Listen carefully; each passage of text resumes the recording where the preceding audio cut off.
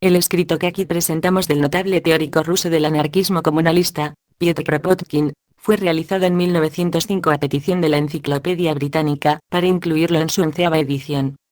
La definición de anarquismo, que brinda el Príncipe anarquista, es, digámoslo, una definición tradicional, que busca la brevedad y lo conciso del contenido, y a pesar de que omite incluir enfoques interpretativos e incluso sucesos históricos, tiene su importancia ya que representa una síntesis tanto de la historia como del devenir teórico anarquista. Hay, y no señalarlo, sería erróneo, algunos puntos obscuros en el desarrollo de esta definición. Por ejemplo, nos llama la atención el hecho de que haya incluido como un texto anarquista el ensayo del británico Herbert Spencer, El individuo contra el Estado, ensayo que, en nuestra opinión, muy lejos está del ideario libertario, y, particularmente, de los propios conceptos difundidos por Kropotkin. En efecto, la crítica que del Estado, el Parlamento y las leyes realiza Spencer pueden considerarse como un claro antecedente del tan mentado neoliberalismo. Invitamos, pues, a leer esta definición con mente abierta y, teniendo claro que una de las premisas fundamentales del anarquismo es que debe de haber una constante revaloración de las ideas, vengan de quien vengan. Por Chantal López y Omar Cortés, anarquismo, del griego an y arque, contraria a la autoridad, es el nombre que se da a un principio o teoría de la vida y la conducta que concibe una sociedad sin gobierno, en que se obtiene la armonía, no por sometimiento a ley, ni obediencia a autoridad, sino por acuerdos libres establecidos entre los diversos grupos, territoriales y profesionales, libremente constituidos para la producción y el consumo, y para la satisfacción de la infinita variedad de necesidades y aspiraciones de un ser civilizado. En una sociedad desarrollada sobre estas directrices, las asociaciones voluntarias que han empezado ya a abarcar todos los campos de la actividad humana adquirirían una extensión aún mayor hasta el punto de sustituir al Estado en todas sus funciones. Representarían una red entretejida, compuesta de una infinita variedad de grupos y de federaciones de todos los tamaños y grados, locales, regionales, nacionales e internacionales, temporales o más o menos permanentes, para todos los objetivos posibles: producción, consumo e intercambio, comunicaciones, servicios sanitarios, educación, protección mutua, defensa del territorio, etc. Y, por otra parte, para la satisfacción de un número creciente de necesidades científicas, artísticas, literarias y de relación social. Además, tal sociedad no se pretendería inmutable. Por el contrario, como sucede en todo el conjunto de la vida orgánica, derivaríase la armonía de un ajuste y reajuste perpetuo y variable del equilibrio de la multitud de fuerzas e influencias, y este ajuste se obtendría, dicho brevemente, si ninguna fuerza gozase de la protección especial del Estado. Si la sociedad, según esto, se organizase conforme a estos principios, no se vería el hombre limitado, en el libre ejercicio de su capacidad de trabajo productivo, por un monopolio capitalista sostenido por el Estado, ni en el ejercicio de su voluntad por miedo al castigo, o por obediencia a entidades metafísicas, o a individuos que llevan ambos a la disminución de la iniciativa y al servilismo intelectual. El hombre se guiaría por su propia razón, que llevaría necesariamente la huella de la acción y reacción libres de su propio yo, y las concepciones éticas del medio. El hombre podría así alcanzar el desarrollo pleno de todas sus potencias, intelectuales, artísticas y morales, sin verse obligado a trabajar agotadoramente para los monopolistas, ni trabado por el servilismo y la inercia intelectual de la gran mayoría. Podría así alcanzar la plena individualización que no es posible, ni bajo el sistema de individualismo actual, ni bajo ningún sistema de socialismo de Estado del llamado Volksstaat, Estado popular. Los autores anarquistas consideran, además, que su concepción no es una utopía basada en un método a priorístico, después de haber postulado unos cuantos deseos que se toman por hechos reales. Se deriva, afirman, de un análisis de tendencias que están ya actuando, aunque el socialismo de Estado puede encontrar apoyo temporal entre los reformadores. El progreso de la técnica moderna, que simplifica maravillosamente la producción de todos los elementos necesarios para la vida, el creciente espíritu de independencia y la rápida expansión de la iniciativa libre y el libre entendimiento en todas las ramas de actividad, incluyendo las que se consideraban antes atributo de la Iglesia y el Estado, refuerzan firmemente la tendencia de no gobierno. En cuanto a sus concepciones económicas, los anarquistas, junto con todos los socialistas, de los que son el ala izquierda, sostienen que el sistema de propiedad privada de la tierra imperante, nuestra producción capitalista en función del beneficio, representa un monopolio que va al mismo tiempo contra los principios de justicia y los imperativos de la utilidad. Es el motivo de que los frutos de la técnica moderna no se pongan al servicio de todos y produzcan el bienestar general. Los anarquistas consideran el sistema salarial y la producción capitalista un obstáculo para el progreso. Pero señalan también que el Estado fue, y sigue siendo, el principal instrumento para que unos pocos monopolicen la tierra, y los capitalistas se apropien de un volumen totalmente desproporcionado del excedente anual acumulado de producción. En consecuencia, al tiempo que combaten el actual monopolio de la tierra y el capitalismo, combaten los anarquistas con la misma energía al Estado como apoyo principal del sistema. No esto o aquella forma especial de Estado, sino el Estado mismo, sea monarquía o incluso república gobernada por medio del referéndum. Habiendo sido siempre la organización del Estado, tanto en la historia antigua como en la moderna, Imperio Macedónico, Imperio Romano, los modernos estados europeos edificados sobre las ruinas de las ciudades libres, el instrumento, para asentar monopolios de las minorías dominantes, no puede utilizársele para la destrucción de tales monopolios. Los anarquistas consideran, por tanto, que entregar al Estado todas las fuentes principales de vida económica, la tierra, las minas, los ferrocarriles, la banca, los seguros, etc., así como el control de todas las principales ramas de la industria, además de todas las funciones que acumula ya en sus manos, educación, religiones apoyadas por el Estado, defensa del territorio, etc., significaría crear un nuevo instrumento de dominio. El capitalismo de Estado no haría más que incrementar los poderes de la burocracia y el capitalismo. El verdadero progreso está en la descentralización, tanto territorial como funcional, en el desarrollo del espíritu local y de la iniciativa personal, y en la federación libre de lo simple a lo complejo, en vez de la jerarquía actual que va de centro a periferia. Los anarquistas, con la mayoría de los socialistas, reconocen que, como toda evolución natural, la lenta evolución de la sociedad es seguida a veces de periodos de evolución acelerada a los que se llama revoluciones, y creen que la era de las revoluciones aún no ha concluido. A los periodos de rápidos cambios seguirán otros de lenta evolución, y han de aprovecharse estos periodos no para aumentar y ensanchar los poderes del Estado sino para reducirlos, formando organizaciones en toda población o comuna de los grupos locales de productores y consumidores, así como federaciones regionales y en su momento internacionales de estos grupos. Los anarquistas se niegan, en virtud de los principios expuestos, a participar en la organización estatista actual y a apoyarla e infundirle sangre nueva. No pretenden constituir, e invitan a los trabajadores a no hacerlo, partidos políticos para los parlamentos. Por tanto, desde que se creó la Asociación Internacional de Trabajadores, 1864-66, han procurado propagar sus ideas directamente en las organizaciones obreras, e inducirla a una lucha directa contra el capital, sin depositar fe alguna en la legislación parlamentaria. El desarrollo histórico del anarquismo, la concepción de la sociedad esbozada, y la tendencia de la que es expresión dinámica, han existido siempre en la especie humana, frente a la concepción y la tendencia jerárquicas que hoy imperan, alternándose su predominio en diferentes periodos de la historia. A la primera tendencia, debemos la evolución, obra de las propias masas, de aquellas instituciones, el clan, la comunidad aldeana, el gremio, la ciudad libre medieval, por las que las masas resistieron a las invasiones de los conquistadores y de las minorías ansiosas de poder. Esta misma tendencia se manifestó con gran energía en los grandes movimientos religiosos de los tiempos medievales, sobre todo en los primeros de la Reforma, y en sus precedentes. Halló al mismo tiempo clara expresión en las obras de algunos pensadores, desde los tiempos de Lao Tse, aunque, debido a su origen popular y no escolástico, tuvo mucho menor eco entre los estudiosos que la tendencia opuesta. Como señaló el profesor Adler en su Geschichte des Sozialismus und Kommunismus. Aristipo, número C, 430a. C. Uno de los fundadores de la escuela cirenaica, enseñó ya que el sabio no debía ceder su libertad al Estado, y, en respuesta a una pregunta de Sócrates, dijo que no deseaba pertenecer ni a la clase gobernante, ni a la gobernada. Pero dictaba esta actitud, al parecer, una simple visión epicúrea de la vida del pueblo. El mejor exponente de la filosofía anarquista en la antigua Grecia fue Zenón, 342-267 o 270 a. C. Cretense, fundador de la escuela estoica, que opuso una concepción clara de comunidad libre sin gobierno a la utopía estatista de Platón. Repudió la omnipotencia del Estado, su carácter intervencionista y reglamentador, y proclamó la soberanía de la ley moral del individuo, subrayando ya que, aunque el necesario instinto de autodefensa lleva al hombre al egoísmo, la naturaleza ha proporcionado un correctivo, dando al hombre otro instinto, el social. Cuando los hombres sean lo bastante razonables para seguir sus instintos naturales, se unirán por encima de las fronteras y constituirán el cosmos.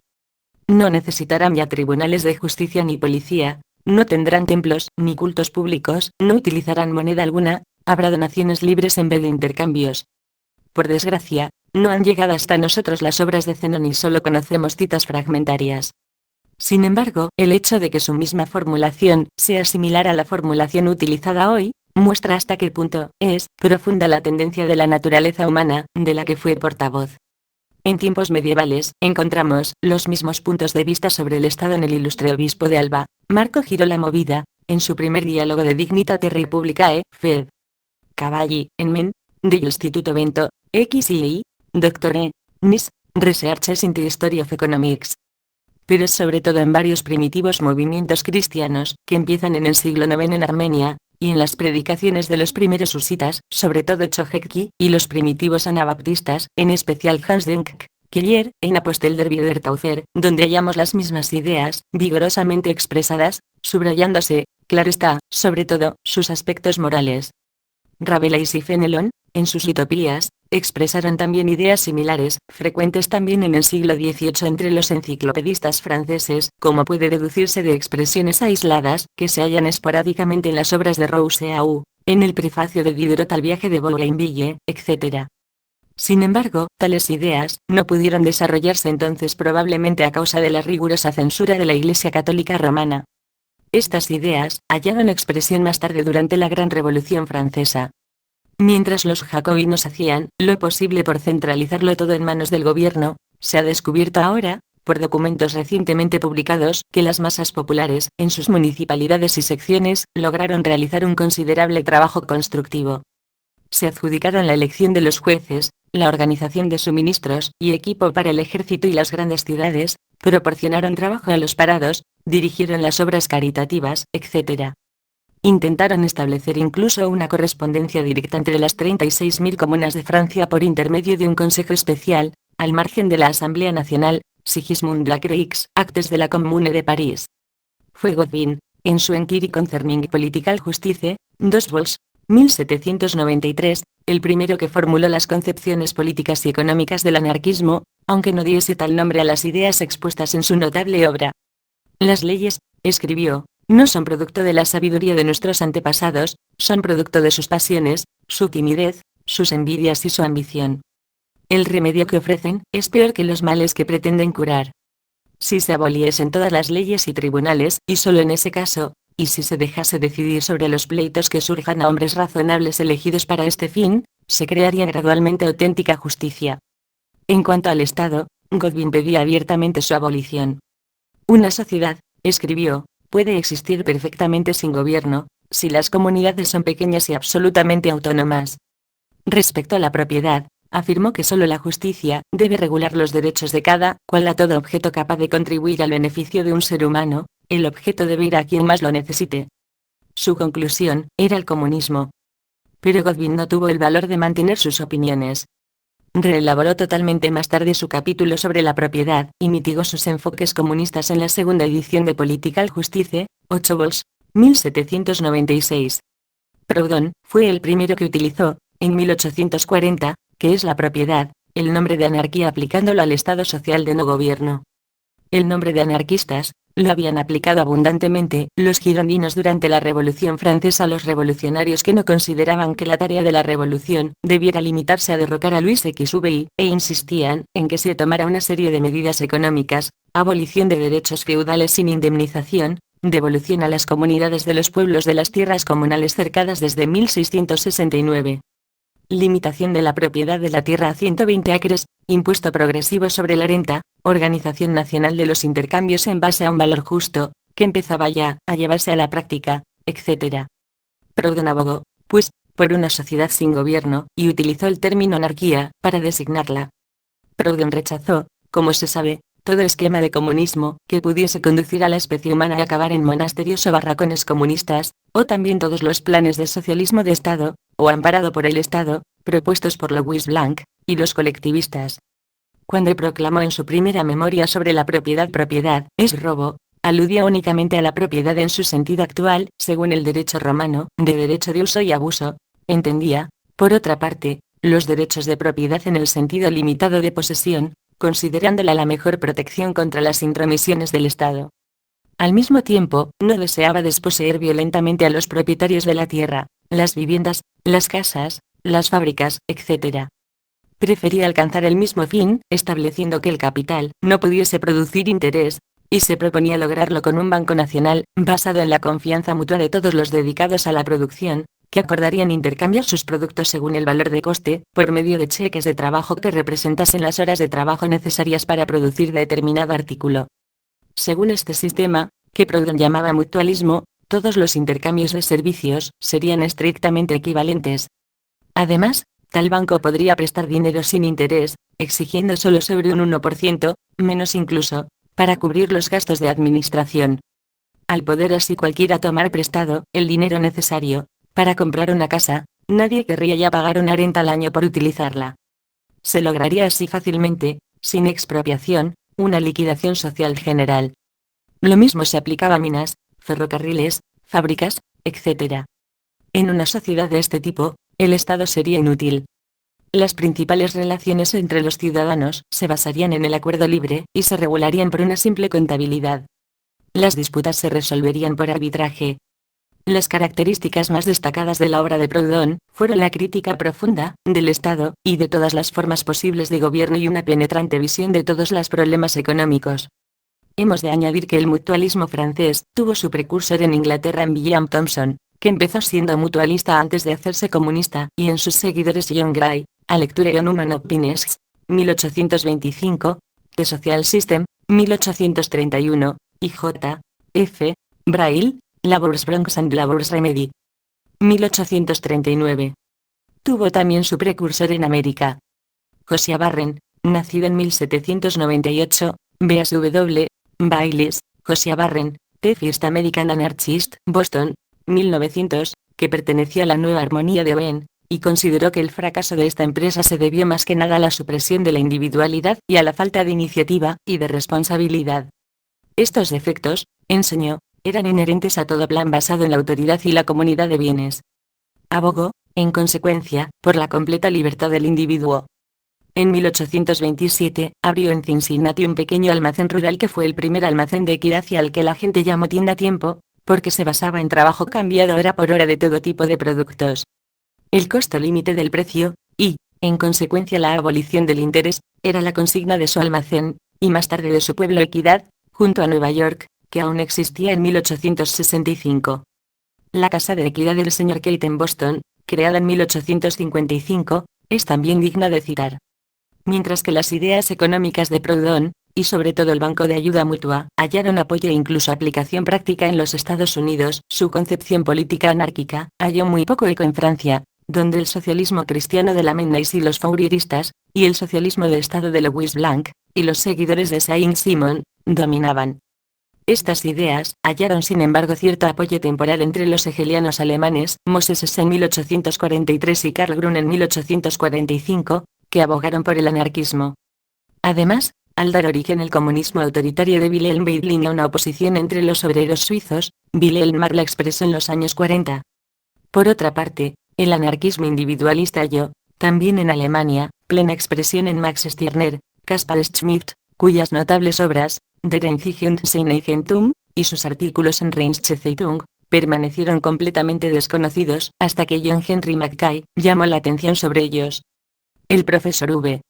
Bast, en la excelente introducción a su interesante libro, L'Individualisme Anarchiste, Max Stirner, 1904, ha mostrado cómo el desarrollo de la filosofía alemana desde Kant a Hegel, y el absoluto de Schelling, y el His de Hegel, provocaron inevitablemente, al iniciarse la revuelta anti-hegeliana, la predicación del mismo absoluto en el campo de los rebeldes. Hizo esto Stirner, que abogó, no solo por una rebelión total contra el Estado y contra la servidumbre que el comunismo autoritario impondría a los hombres, sino también la plena liberación del individuo de toda atadura social y moral, la rehabilitación del yo, la supremacía del individuo, completo amoralismo, y la asociación de los egoístas. El profesor Bast indicó ya el sentido final de esta suerte de anarquismo individual, que el objetivo de toda civilización superior no es hacer que todos los miembros de la comunidad se desarrollen de modo normal, sino permitir a ciertos individuos mejor dotados desarrollarse plenamente, a una costa de la felicidad y de la existencia misma de la gran mayoría de los seres humanos. Es así una vuelta al individualismo, más vulgar, defendido por todas las supuestas minorías superiores, a quienes debe en realidad, el hombre en su historia, precisamente, el Estado y todo lo demás que estos individualistas combaten. Su individualismo llega a una negación de su propio punto de partida, por no hablar de la imposibilidad de que el individuo logre un desarrollo realmente pleno en las condiciones de opresión de las masas por los bellos aristócratas. Su desarrollo sería unilateral. Por esto tal dirección ideológica, no obstante su acierto indudable al abogar por el pleno desarrollo de cada individualidad, solo halla eco en limitados círculos artísticos y literarios. El anarquismo de la Asociación Internacional de Trabajadores tras la derrota de la insurrección de los obreros parisinos en junio de 1848 y la caída de la República, hubo una disminución general de la propaganda en todas las corrientes del socialismo. La prensa socialista toda quedó prácticamente paralizada durante un periodo de reacción que se prolongó 20 años. Sin embargo, hasta el pensamiento anarquista hizo progresos, principalmente en las obras de Bellegarrique, Corderoy, y sobre todo Josep de Jacquet, Les Lazarennes, L'Humanisme, una utopía anarcocomunista, recientemente descubierta y reeditada. El movimiento socialista solo revivió a partir de 1864, cuando algunos obreros franceses, mutualistas todos, se reunieron en Londres durante la Exposición Universal con seguidores ingleses de Roberto Ben, y fundaron la Asociación Internacional de Trabajadores. Desarrollóse esta asociación muy rápido, y adoptó una política de lucha económica directa contra el capitalismo, sin intervenir en la vida política parlamentaria, y siguió esta política hasta 1871. Tras la Guerra Franco-Prusiana, cuando se prohibió la Asociación Internacional de Trabajadores en Francia tras la insurrección de la Comuna, los obreros alemanes, que habían recibido derecho a voto en las elecciones al recién constituido Parlamento Imperial, insistieron en modificar las tácticas de la Internacional y empezaron a formar un partido político socialdemócrata. Este llevó muy pronto a una división en la Internacional, cuyas federaciones latinas, la española, la italiana, la belga y la jurásica, Francia no pudo estar representada, formaron entre sí una unión federal que rompió totalmente con el Consejo General Marxista de la organización. Dentro de esas federaciones, se desarrolló ya lo que puede llamarse anarquismo moderno. Los federados, junto con los nombres de federalistas y antiautoritarios, habían utilizado durante un tiempo el de anarquistas, que sus adversarios insistían en aplicarles, y que prevaleció, y fue por último reivindicado. Bakunin se convirtió enseguida en el espíritu rector de estas federaciones latinas en el desarrollo de los principios del anarquismo, lo cual hizo en numerosos escritos, folletos y cartas. Pidió la abolición total del Estado, según el producto de la religión, correspondiente a un estadio de civilización más atrasado, y que representaba la negación de la libertad, y que rompía hasta lo que pretendía hacer en pro del bienestar común. El Estado era un mal históricamente necesario, pero sería igualmente necesaria, tarde o temprano, su total extinción. Repudiando toda legislación, hasta la nacida del sufragio universal, Bakunin pedía autonomía plena para cada nación, región y comuna, siempre que no constituyesen amenaza para sus vecinos, y plena independencia del individuo, añadiendo que solo es uno realmente libre cuando son libres los demás, y en proporción a esa libertad de todos. Las federaciones libres de las comunas formarían naciones libres. En cuanto a sus ideas económicas, Bakunin se decía, en común con sus camaradas federalistas de la Internacional, anarquista colectivista, no como lo fueron Vidal y Becquer en los 40, o sus modernos seguidores socialdemócratas, sino como defensa de un estado de cosas en que todos los medios de producción fuesen propiedad común de los grupos de trabajo, y las comunas libres, y en que el sistema de retribución del trabajo comunista, o de otro género, lo estableciese por sí mismo cada grupo. La revolución social, cuya proximidad predecían entonces todos los socialistas, sería el medio de dar vida a las nuevas condiciones. Las federaciones jurásica, española, italiana y sectores de la Asociación Internacional de Trabajadores, así como los grupos anarquistas franceses, alemanes y americanos, fueron durante los años siguientes los principales centros del pensamiento y la propaganda anarquista. Se abstuvieron de participar en la política parlamentaria, y mantuvieron siempre estrecho contacto con las organizaciones obreras. Pero en la segunda mitad de los años 80 y principios de los 90, cuando la influencia de los anarquistas empezó a percibirse en las huelgas, en las manifestaciones del 1 de mayo, en las que defendieron la idea de la huelga general por la jornada de 8 horas, y en la propaganda antimilitarista en el ejército, se inició contra ellos una violenta represión, sobre todo en los países latinos, incluyendo la tortura física en el castillo de Montjuic de Barcelona, y en los Estados Unidos, ejecución de 5 anarquistas de Chicago en 1887. Contra estas persecuciones, replicaron los anarquistas con actos de violencia que fueron seguidos a su vez de más ejecuciones de arriba y nuevos actos de venganza de abajo. Creó esto, en la generalidad del público, la impresión de que la esencia básica del anarquismo era la violencia, punto de vista rechazado por sus partidarios, que sostienen que en realidad todos los partidos recurren a la violencia cuando se les impide la acción directa por la represión, y leyes extraordinarias les declaran forajidos. El anarquismo siguió desarrollándose, en parte en la dirección proudhoniana, mutualista, pero sobre todo como anarcocomunismo, al que se añadió una tercera dirección, la anarcocristiana de León Tolstoy, y una cuarta que podría denominarse anarquismo literario, y que iniciaron algunos destacados escritores modernos. Las ideas de Proudhon, sobre todo en lo que respecta a la banca mutua, se corresponden con las de Josiah Barren, y hallaron considerable eco en Estados Unidos, dando origen a una escuela distinta, cuyos nombres pueden hallarse en la bibliografía de la anarquía del Dr. Ned Plow. Ha ocupado posición destacada entre los anarquistas individualistas de Norteamérica, Benjamin R. Tucker, cuyo periódico Liberty se fundó en 1881, y cuyas ideas son una combinación de las de Proudhon y las de Herbert Spencer. Partiendo del principio de que los anarquistas son egoístas, estrictamente hablando, y de que cada grupo de individuos, sea la liga secreta de unos cuantos o el Congreso de los Estados Unidos, tiene derecho a oprimir a todo el resto de la especie humana, siempre que disponga del poder necesario, que debe ser ley la libertad igual para todos y la absoluta igualdad y que ocuparse cada uno de sus propios asuntos, es la única regla moral del anarquismo. Tucker pasa a demostrar que una aplicación general y completa de tales principios sería beneficiosa, y no presentaría peligro alguno, porque los poderes de cada individuo quedarían limitados por el ejercicio de los derechos iguales de todos los demás. Indicaba luego, siguiendo a H. Spencer, la diferencia que existe entre la usurpación de los derechos de alguien y la resistencia a esa usurpación, entre dominación y defensa, siendo la primera igualmente condenable, ya sea la usurpación realizada a un individuo por un criminal, o la de unos sobre todos los otros, o la de todos los otros sobre el uno, mientras que la resistencia a la usurpación es defendible y necesaria. En su propia defensa, tanto el ciudadano como el grupo tienen derecho a cualquier violencia, incluida la pena capital. Se justifica también la violencia, para hacer obligatorio el respeto a un acuerdo. Tucker sigue así a Spencer, y, como él, abre, en opinión del que escribe, el camino de la reconstitución, so pretexto de defensa, de todas las funciones del Estado. Su crítica del Estado actual es muy penetrante, y su defensa de los derechos del individuo de gran vigor. En cuanto a sus ideas económicas, sigue B. R. Tucker a Proudhon. El anarquismo individualista de los proudhonianos de América del Norte encuentra, sin embargo, poco eco en las masas obreras. Los que lo profesan, principalmente intelectuales, comprenden pronto que la individualización que tanto ensalzan no es asequible por esfuerzos individuales, y o bien abandonan las filas anarquistas, y se entregan al individualismo liberal de los economistas clásicos, o bien se refugian en una especie de amoralismo epicúreo, o teoría del superhombre, similar a las de Stirner y Nietzsche. La mayoría de los obreros anarquistas prefieren las ideas anarcocomunistas que han evolucionado gradualmente a partir del colectivismo anarquista de la Asociación Internacional de Trabajadores.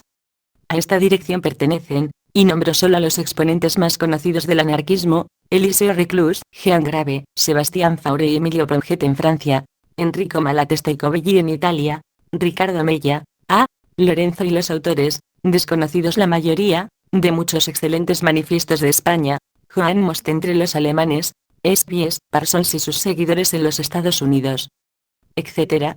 También Melanie Benoist ocupa una posición intermedia en Holanda. Los principales periódicos anarquistas publicados a partir de 1880 pertenecen también a esa tendencia, y gran cantidad de anarquistas que también pertenecen a ella se han unido al llamado movimiento sindicalista, nombre francés del movimiento obrero no político, consagrado a la lucha directa contra el capitalismo, que tanta prominencia ha adquirido últimamente en Europa.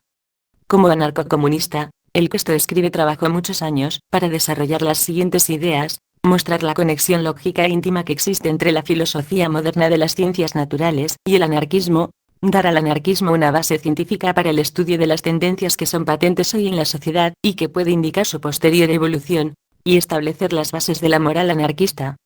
En cuanto a la esencia del propio anarquismo, fue objetivo de Kropotkin demostrar que el comunismo, al menos parcial, tiene más posibilidades de éxito que el colectivismo, sobre todo si las comunas toman la dirección, y que la forma libre, o anarcocomunista, es la única forma de comunismo que ofrece posibilidades estables a las sociedades civilizadas. Comunismo y anarquía son, en consecuencia, dos factores de evolución que se complementan mutuamente, y que se hacen mutuamente posibles y aceptables.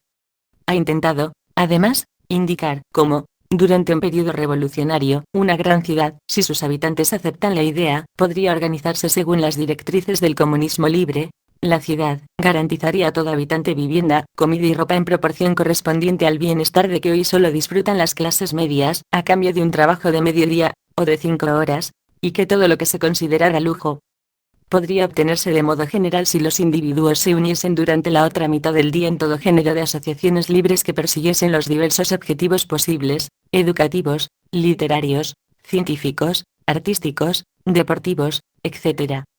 A fin de probar el primero de estos asertos, ha analizado las posibilidades de la agricultura y del trabajo industrial, combinadas ambas con las tareas del intelecto. Y con el fin de determinar los principales factores de evolución de los seres humanos, analicé el papel que jugaron en la historia las sociedades populares constructivas de ayuda mutua, y el papel histórico del Estado. Sin titulares anarquistas, León Tolstoy, como sus predecesores de los movimientos religiosos populares de los siglos XV y XVI, Chojecki, Denk, y muchos otros, adopta una posición anarquista respecto al Estado y a los derechos de propiedad, derivando sus conclusiones del espíritu general de las enseñanzas de Cristo, y de los necesarios dictados de la razón. Con todo el poder de su talento, ha realizado, sobre todo en el reino de Dios en nosotros mismos, una vigorosa crítica de la Iglesia, el Estado y la ley, y sobre todo de las leyes de propiedad actuales. Describe el Estado como dominación de los débiles, apoyada en la fuerza bruta. Los ladrones, dice, son mucho menos peligrosos que un gobierno bien organizado. Hace una penetrante crítica de los prejuicios en boga hoy respecto a los beneficios que Iglesia, Estado, y la distribución actual de la propiedad, confieren a los hombres, y deduce de las doctrinas de Cristo el poder de la no resistencia y la condena absoluta de todas las guerras. Pero sus argumentos religiosos están tan admirablemente combinados con argumentos que proceden de una observación desapasionada de los males de hoy, que las partes anarquistas de su obra hablan tanto para el lector religioso como para el que no lo es.